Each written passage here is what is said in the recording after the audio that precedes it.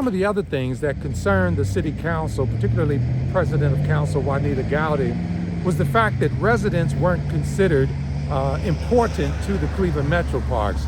It would be a regional park. It would become a regional park, and so anyone would have access to the park, and residents who now have a preferential treatment to have access to the park would be pushed aside and have to stand in line like anyone else.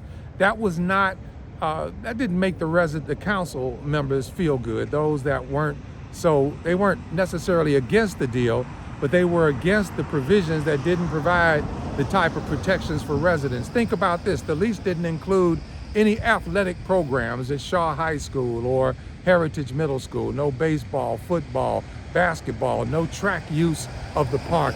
There were no guarantees that residents would have some type of preference in their own community.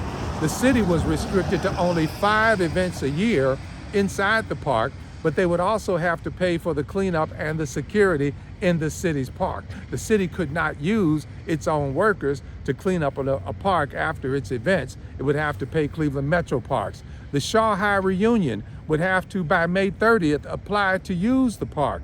But if they missed that May 30th date, there were no other dates for them to use the park for that annual reunion of all classes at Shaw.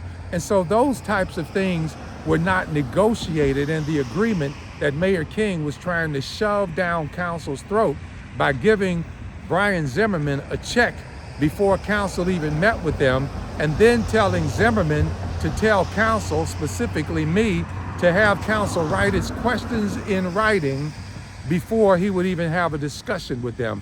That is craziness. It was disrespectful.